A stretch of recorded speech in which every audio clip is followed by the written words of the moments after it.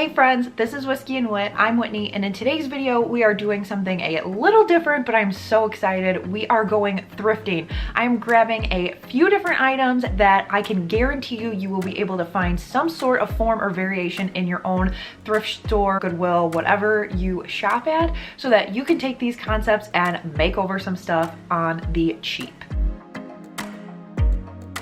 So the first step before we head in anywhere is to get a general idea of what you're looking for, because if not, you could wander for forever and come home with a ton of stuff that you aren't going to be able to make over. I like to leave with something in mind to do with each item, so then it doesn't just sit in a pile of junk and make you want to donate it back later on. I'm going to take you with me and let's see what we can find. One of my favorite tips is to think about the communities where you are going to look for stuff. And what I mean by that is I am in a town about 25 minutes from my house, but it is closer to Chicago and it's a more affluent suburb. There's usually a lot better quality of items that are donated, and there's also a larger quantity. I just came around the corner and the line to donate is huge. So let's head inside and see what they've got. So every DIY in this video, I can guarantee you can find something to do something similar at your own thrift store. I have been loving the huge 3-wick, really pretty, rustic vintage candles. However, the prices that some of those go for do not necessarily fit in my decor budget, so I wanted to DIY them. So I was looking for cups and bowls and different things that had really fun shapes that could also be a really pretty decor piece. This bowl, as you can see, was in the back. I had to squat down, so you definitely want to check out the different racks. Not everything's going to be easy to find. It's thrifting, but this was a huge win. Along with these little teacups, I thought these would make beautiful candles. In addition to the bowl and the teacups, I also grabbed these fun glasses that I thought would make a perfect addition to Alex's office. This gives you the opportunity to really take some of those cool finds and make them into candles. Like with all the items I buy at the thrift store, I made sure to give it a good cleaning, and then I used this natural soy wax from Hobby Lobby. I also grabbed some scent. This is apple from Michael's, as well as some wicks from Hobby Lobby. I followed the instructions on the bag to melt my wax in the microwave. And then I added some of the scent. I was heavy-handed because I like strong candles. Then I just took a little bit of hot glue, added the wicks to the bottom of the container, and started pouring my wax, and used some utensils I had on hand to make sure the wicks didn't fall over. Once it cooled, I trimmed the wicks, and that was it. I love the print on the outside. It gives new life to a container. Like if I would have left that as a bowl, I probably would have never used it. But now it looks beautiful, especially for springtime, but this can be definitely a part of my decor year-round. So your goal is to find a container with some character that you can repurpose into the candle. I followed the same process with the smaller little teacups to make cute little small candles for vignettes, and this looks so cute on our new coffee table that we just built. Another idea is repurposing some of your maybe half-burnt candles that you already have to put them in cuter containers. So I have a lot of these Walmart candles laying around, so I melted one in the microwave in 30-second increments as well, added one of those wicks from Hobby Lobby. Really fun and simple and easy fish cup that Alex can now burn in his office. Up next, we're making faux farmhouse cracks, and I did 2 different variations of them. So I love the overall look of farmhouse cracks, especially for springtime and Christmas to put items in, but they are A, hard to find, and B, when you find them, they are very expensive. So I decided to grab some utensil holders and use some handy dandy spray paint to get the look I wanted. So here are the 3 sizes that I picked out. I liked the variety of sizes.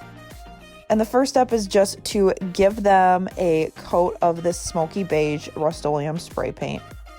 Once that's done, let it dry, and then grab some of this textured spray. I got this at Walmart, and spray the entire thing. It's hard to see on camera, but within this spray paint are little pieces of, it feels kind of like rocks or grainy sand, so that it gives your piece texture. Here's what it looks like up close. And the cool thing about that texture is that what kind of makes it look like a crock, that salt glaze effect. Now you could be done right there, or you can do this next step like I did and add some painter's tape and use some blue paint to create some lines on them similar to what the real crocks look like.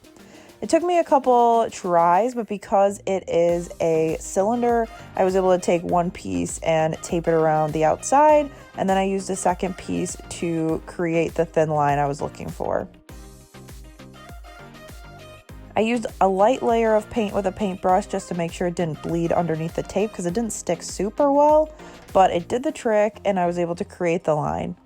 I decided to repeat the step and do a larger line on the bottom as well. Once that was done, I just used some greenery and some floral foam to create a full bushel.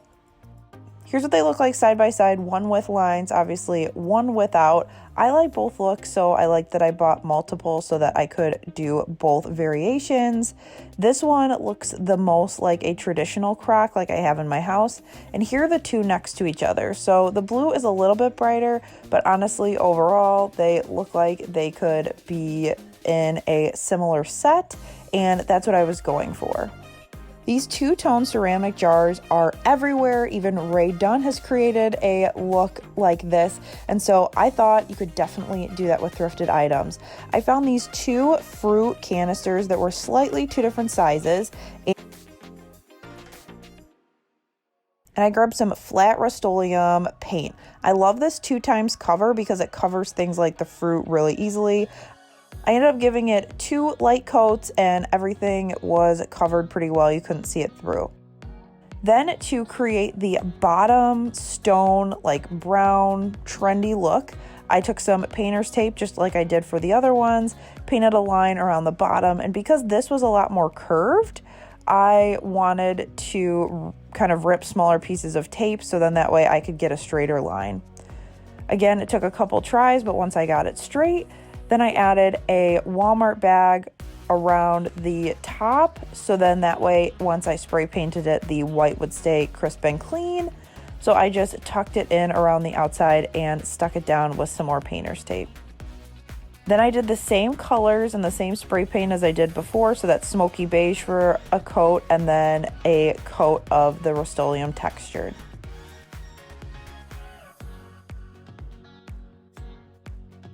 Once I was done, I gave it a quick coat of polyacrylic just to seal it, and these honestly could have come straight from Kirkland's, and the set from Goodwill was under $8 for the two of them, and these are going to be great in my kitchen. You could also add things like flour and sugar if you wanted to. You could do that via stamps or rub-on transfers or even Cricut designs. You could also use these as vases instead, so you don't have to use them as jars. There are a ton of different ways that you can use it, and I absolutely love them.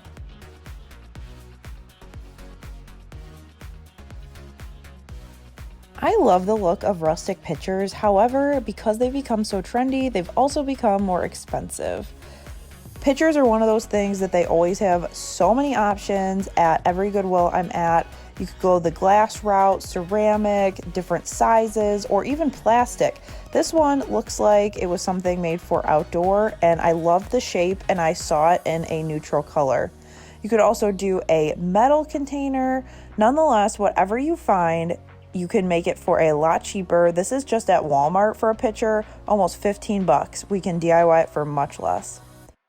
So this pitcher I found at a different Goodwill store. It was $3, and I kind of liked the grape motif as well, but I knew I could turn it around if I didn't like it. So we're going to use that handy dandy smoky beige again. I used it all the time in this video. It's a really pretty color, especially for rustic farmhouse, and also it's not that bright white, so you can change it up. I also made sure to seal it with polyacrylic, and then to finish off the look for my vase, I just chopped up some of these large lavender picks from Walmart, put it in there, and I think the purple and the smoky beige go really well together. The spray paint covered so well. The trick for that is you want to make sure that you do multiple light coats instead of one heavy coat. Now that plastic pitcher that I picked up, I got so excited about in the store. This really has a vintage shape to it. So for this one, I went with a high gloss 2x cover just so I could get that similar look to ceramic.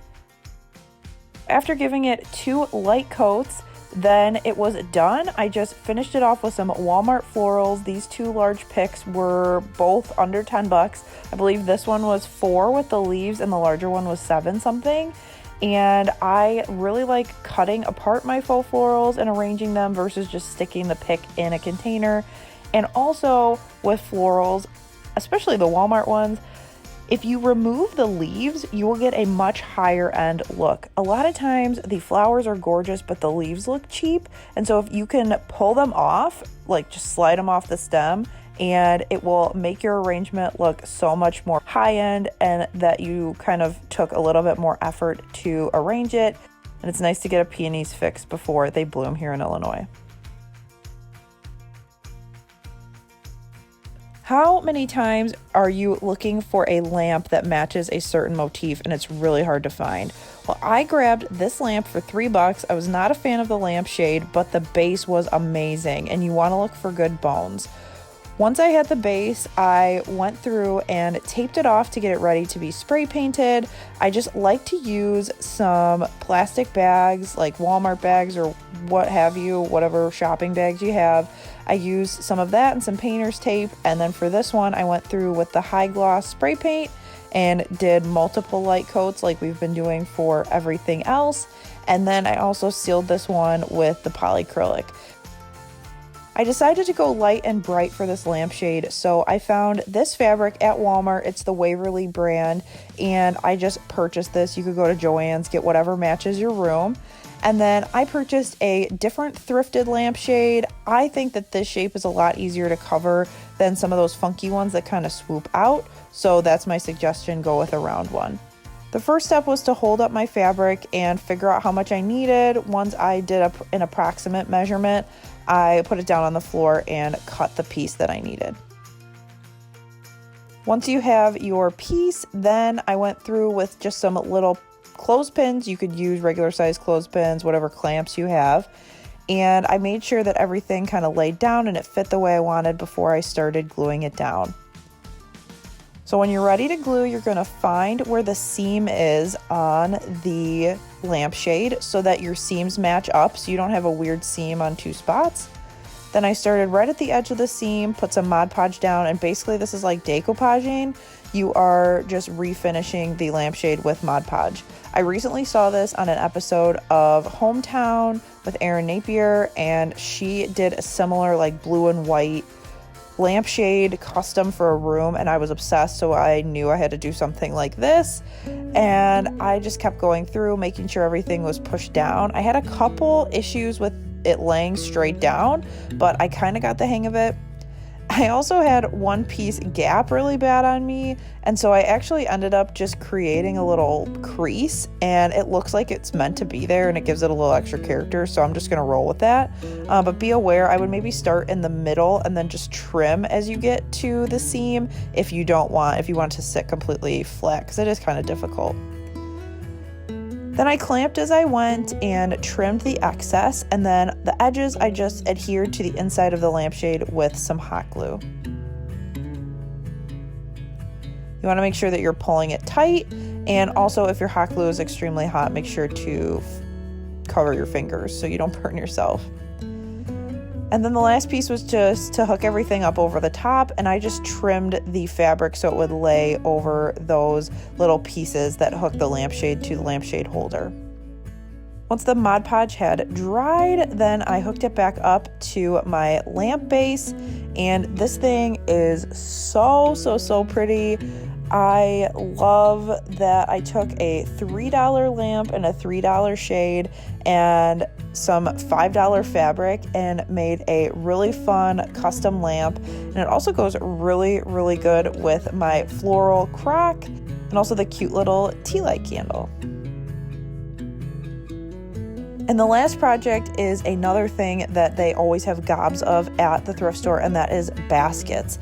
Now, a lot of these wicker baskets are a really pretty shape, but sometimes they are just not worth it. Like this one had like a questionable substance on it, and so I decided to pass on that. But if you can find a good one at a good price, you can definitely make it your own with the color that you choose. So I ended up scoping out this area, and I ended up finding this really cute $1 basket that I thought would be awesome to use for organizing at our house.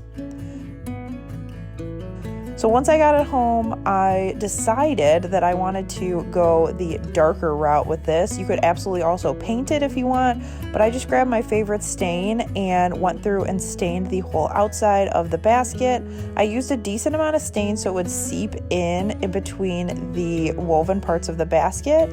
And this honestly took me not very long at all, but I think the dark basket has such a more pronounced appearance, and it also fits my vibe a lot better. So you could use it as decor like I have here with just some farmhouse beads and some florals, but I think this is going to live on our end table in the living room to put our remotes and, you know, different things that we don't want to misplace there. But I love the dark walnut stain, and for $1, like this is such a great makeover, and it didn't take any time at all. Thank you so much for watching. Let me know down below if you learned any tips or tricks, or if you plan to go out thrifting after this video. Also, what's your favorite thrifting tip? Let me know down in the comments. I love learning stuff from you guys. And also, if this is your first time here, be sure to hit subscribe so you don't miss a future video. Thanks for watching, and I'll see you in the next one. Bye!